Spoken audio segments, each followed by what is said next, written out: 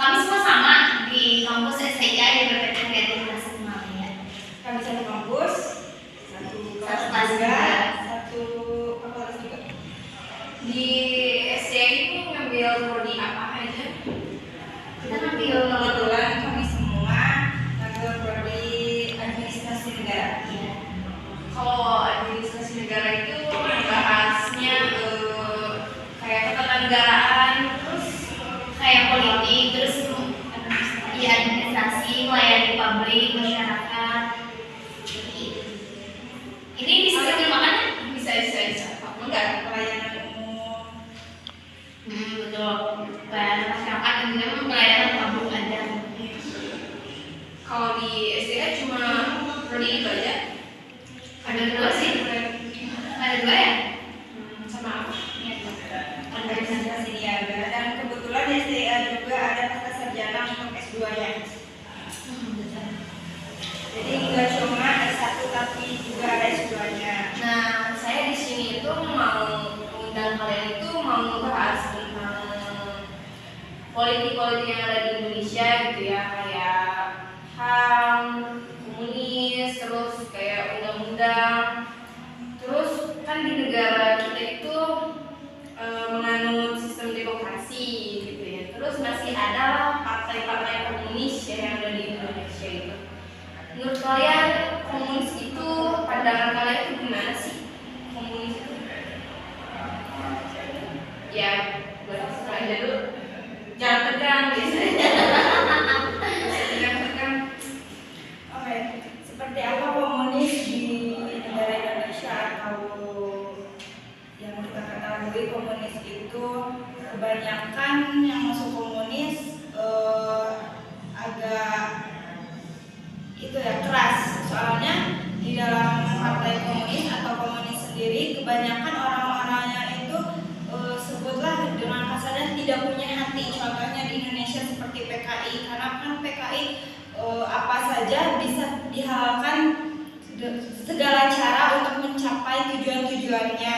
Dan Nah, tapi kan kalau misalkan kita sendiri ya, kalau kita komunis itu berbau dengan agama, tapi komunis juga tidak langsung menuju ke agama, tapi di sana juga ada untuk tujuan politik, budaya, sosial. Jadi tidak hanya agama sih sebenarnya, masih banyak tujuan-tujuan lain yang dicapai komunis. Tapi komunis itu kebanyakan konfliknya dari agama. Jadi apapun tujuannya, apapun caranya pasti dihalalkan gitu. Terus kalau komunis itu sebagian besarnya itu agamanya kan agama kamu. Terus agama apa sih? Paling lihat dari kasus dulu ya, kasus pengeboman di masjid mana sih? Dulu tuh pokoknya ada kasus pengeboman, tapi itu katanya itu pengebomannya berasal dari golongan-golongan komunis yang ingin menghancurkan agama Islam dulu. Ada kasusnya seperti itu. dan pemikiran-pemikiran orang-orang komunis itu di luar nalar, karena pemikiran orang-orang komunis itu bisa disebut nggak rasional, nggak nyata, karena mereka ya yang tadi kita sebutkan pemikiran orang-orang tersebut di luar nalar. Iya, jadi alat tajam misalnya untuk membunuh seseorang itu menurut mereka sah-sah aja asal dicapainya tujuan mereka itu tercapai gitu. Jadi alat tajam mau pembunuhan itu segala apapun bentuk kekerasan pasti sah menurut mereka. Menurut golongan komunis disebut keras, iya juga keras. Namun ya kita nggak bisa meruntuhkan komunis dengan gampang. Ya, dan partai komunis sendiri apa yang dia lakukan, apa yang dia pikirkan itu adalah cara yang benar, itu adalah cara yang betul, dan itu juga cara-cara halal yang menurut mereka yang logis. Tetapi di pemikiran orang-orang yang rasional itu nggak masuk akal, karena kan di pemikiran-pemikiran atau di dalam komunis itu sendiri itu hal yang nggak wajar. Karena apa, di dalam itu ada kekerasan,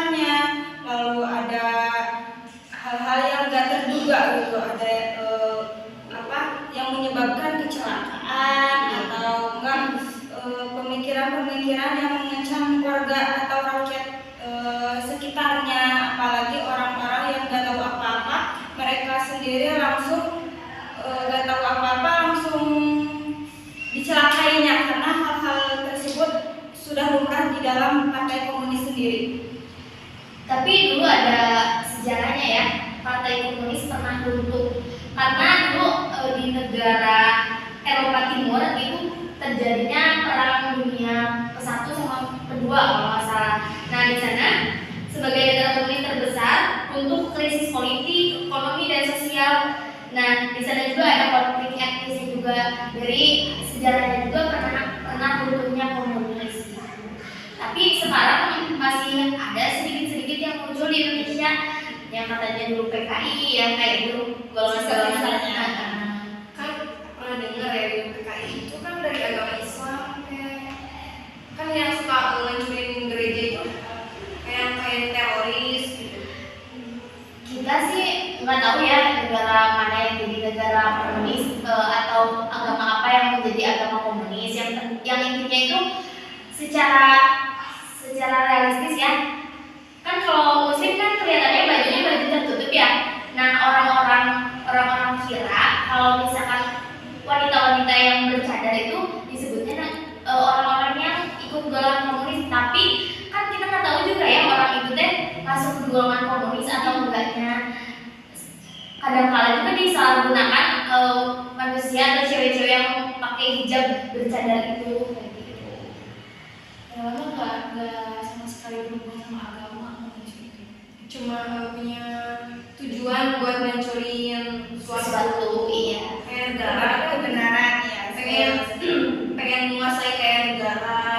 Jadi kayak gitu. Yang tadi saya jelaskan tadi tujuannya ada yang pengen menguasai negara, pengen menguasai politik, pengen menghancurkan agama apapun itu, pasti yang dilakukan komunis harus tercapai. Oh, sekarang partai-partai yang ada di Indonesia ya, kayak yang masih ada nggak sih yang berbau-bau komunis itu partai?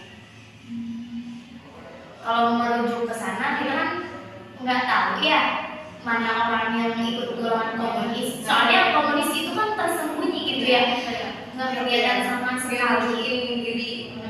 Betul. Paling Tapi kalau gini, ya nggak nunjukin diri, tapi sikap partai itu kayak komunis pengen menguasai. paling nanti munculnya kasus-kasus yang pengeboman. Nah nanti kan diteliti kasusnya dari awal mula orangnya siapa. Paling nanti juga ada bukti-bukti.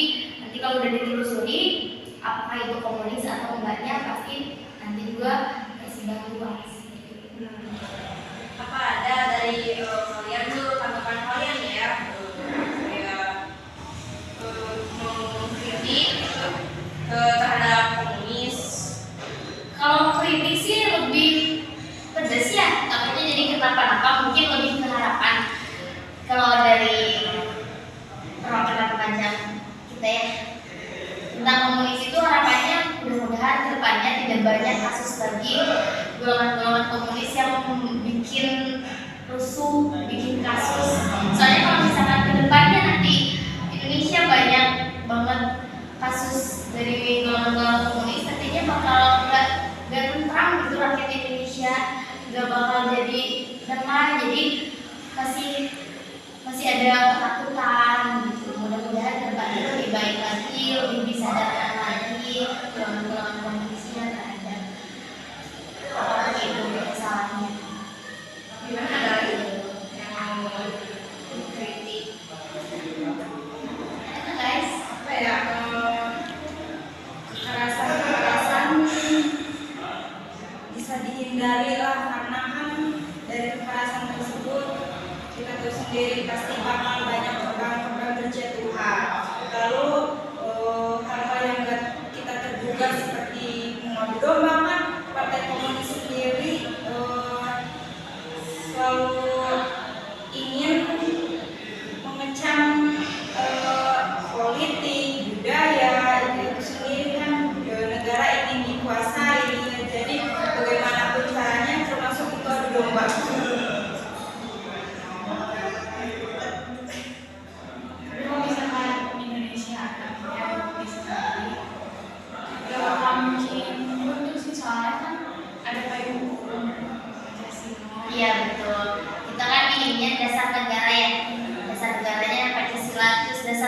juga kan udah buat ya Undang-Undang Dasar 1945.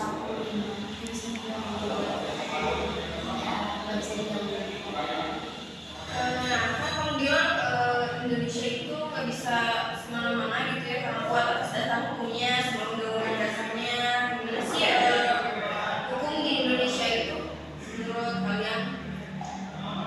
Memang sih kita kan negaranya demokrasi ya, terus ada dasar negara Pancasila, dasar dasar itu kan Undang-Undang Dasar 1945 yang dibikin pasti ada fungsinya. Yang pertama kan untuk alat pengontrol, untuk mengecek, menguji apakah perundang-undangan di bawahnya sudah sesuai dengan konstitusi Republik Indonesia.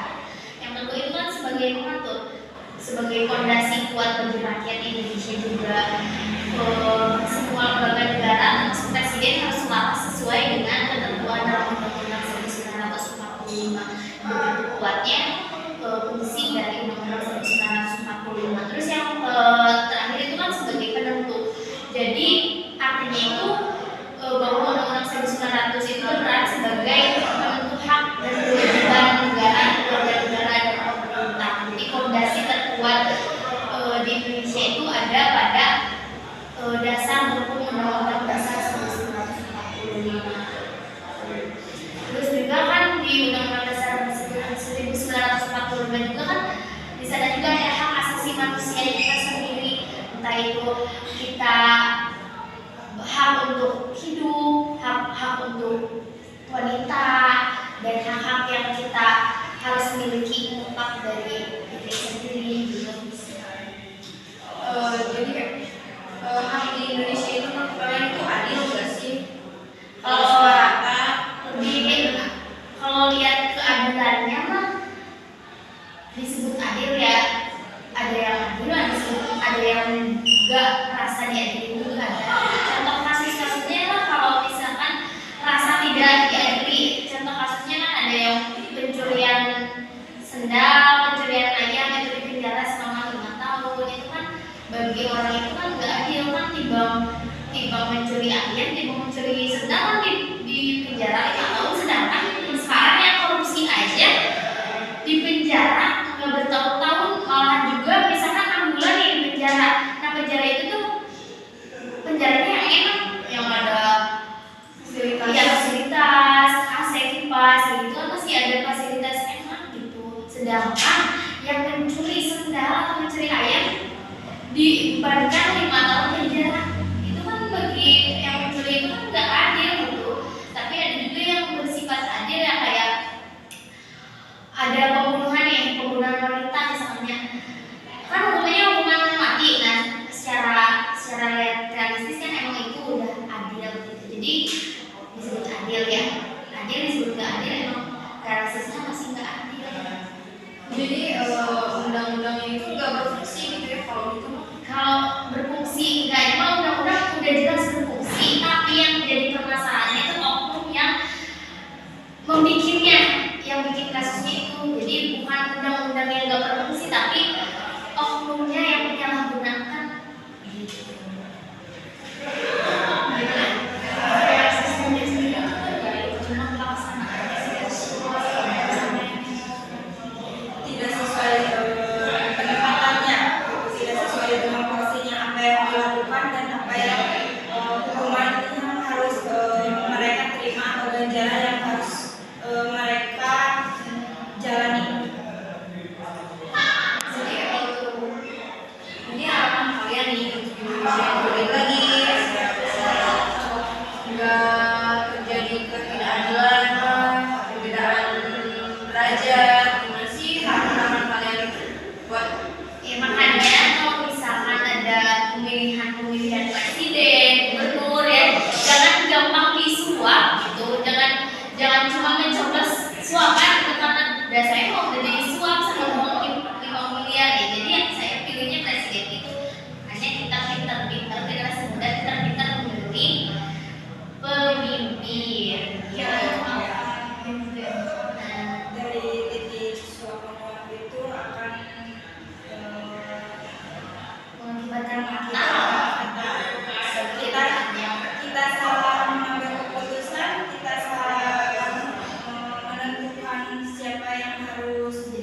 ya. di ya kekuasaan itu akan mengakibatkan fatal dan berjangkanya panjang banget gitu. Jangan sampai kita menyesalinya setiap kali ada kasus ini. Oh iya, kenapa kita harus pilih si ini ya, kenapa nggak pilih si ini? Jangan sampai ada kata-kata itu di akhirnya nanti. Kita sebagai generasi muda harus menjadi generasi yang cerdas, cerdik, seperti halnya cendekiawan. Jadi jangan terpaku pada orang-orang, jangan tertuju pada orang-orang, jangan termakan janji-janji.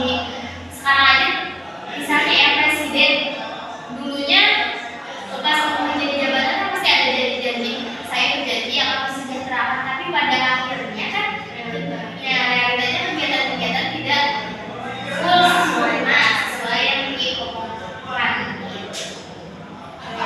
Yang direalisasikannya itu jauh banget dari apa yang mereka katakan, apa yang mereka janjikan kepada rakyatnya. Rakyatnya miskin, mereka janjikan rakyatnya akan menerima bantuan ini.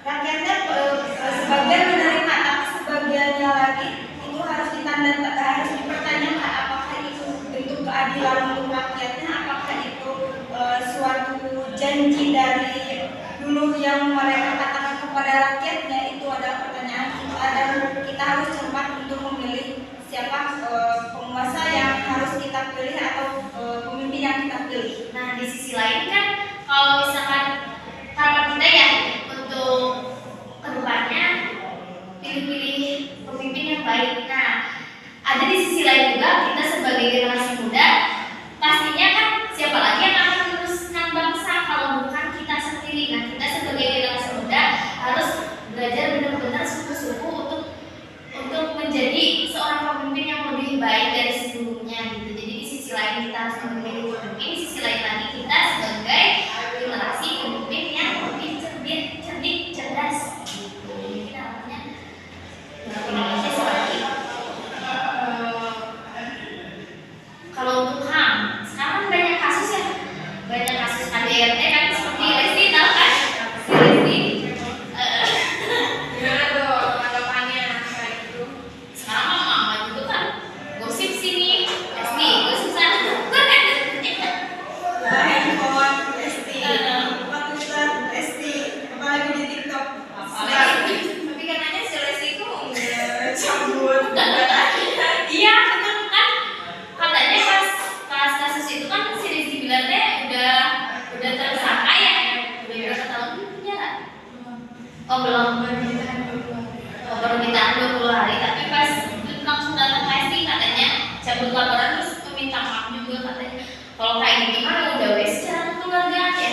Tapi kalau misalkan dilihat dari hak asasi manusia, kalau misalkan Lesti nggak cabut laporan itu udah pasti nggak baik sih. Soalnya kan kita sebagai wanita pasti kan di dalam undang-undang juga kan tertera hak untuk hidup untuk manusia gitu, hak untuk wanita apalagi KDRT tahu ya.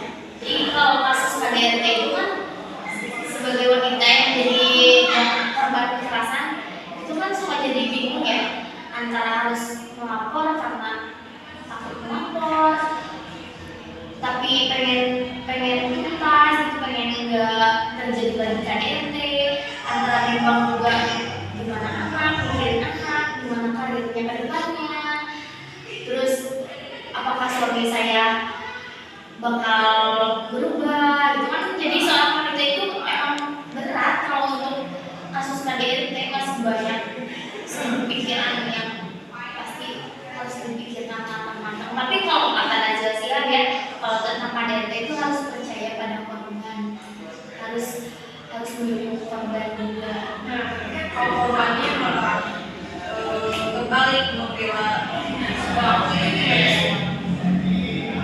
Iya, itu kan masing-masing juga ya. Mungkin emang mau perdamaian mungkin secara kekeluargaan, tapi yang lebih utama kalau misalkan ada kasus KDRT kayak gitu lagi, pertamanya kalau kata Najwa Shihab, korban harus dipercayai, korban harus disupport juga. Apapun itu salahnya mau di perempuan atau salahnya di laki-laki, yang utama KDRT itu harus percaya sama korban. kalian gimana sih kalau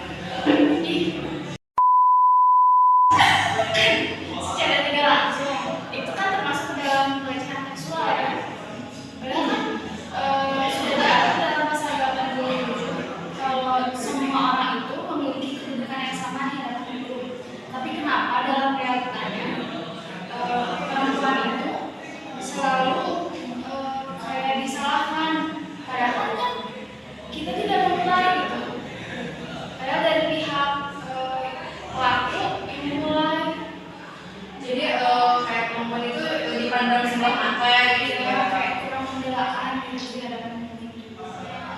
Jadi menurut kalian gimana sih kalau Tapi gini ya, kalau misalkan masuk ke seksual nih. Tadi kan disebutkan minimal berapa tahun penjara? 5 tahun penjara, sekarang 9 tahun. Tapi menurut saya mah itu nggak adil, soalnya kan bayangkan wanita dididik ayahnya dari kecil, dibesarkan oleh ayah ibunya, terus terjadi kecelakaan seksual yang konornya katanya emang seksual itu merusak segalanya, apalagi merusak masa depan. Kalau misalkan kita punya calon imam, terus gimana gitu ke depannya bakal ingat. Kalau menurut saya itu mah 5 tahun masih sedikit sih, jadi lebih ke nggak adil aja. Ya dibesarkan oleh ayahnya, ayah ibunya dengan susah payah, ternyata dilecehkan begitu saja sama orang yang tidak bertanggung jawab, tidak berperik kemanusiaan. Menurut saya itu nggak adil sih.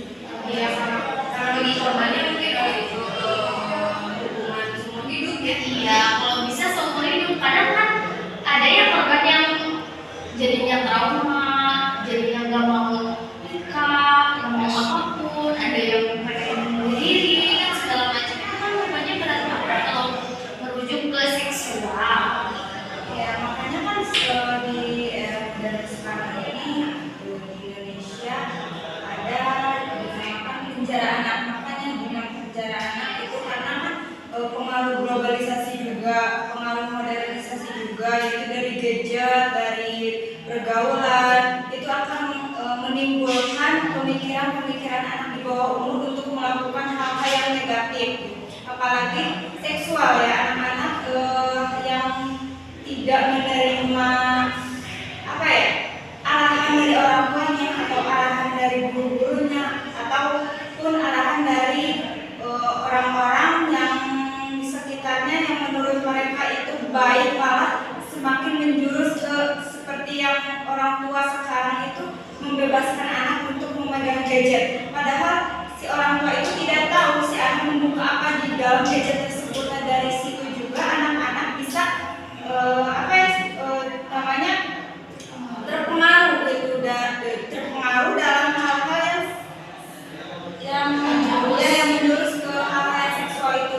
Jadi di Indonesia sekarang itu ada namanya penjara anak ya, itu untuk merehabilitasi seperti contohnya pengajian gitu, atau secara siraman rohani untuk membimbing si anak ini ke jalannya lebih baik lagi gitu. Tapi kalau misalkan anak udah memegang gadget, orang tuanya harus mengawasi. Misalkan bisa ada kan sekarang canggih banget kan aplikasi, ada sadap WhatsApp-nya, sadap internetnya, atau mungkin ada ke sistem anak mungkin kalau di handphone, atau lebih kerasnya kan boleh main itu ya. Kalau misalkan anak-anak dengan bisa kembali lagi ke orang tuanya juga Pengaruh lingkungan sama orang tuanya juga sih ya. Makanya Indonesia kan dari awal juga udah disahkan ya itu undang-undang dasar negara, makanya sebagai generasi muda harus melaksanakannya dengan benar. Kemudian hukum-hukumnya juga jangan disalahgunakan. Kalau udah ada dasar negara, dasar hukum harus dilaksanakan dengan benar, dengan baik, agar kedepannya bisa lancar, nggak ada kendala-kendala lagi. Tapi pasti susah sih dijalani. Oke guys, jadi dari beberapa pembahasan ya tentang politik, tentang komunis, undang-undang dasar, sama Kak yang saya udah beberapa menit gitu. Saya sebagai host di Provinsi kita dan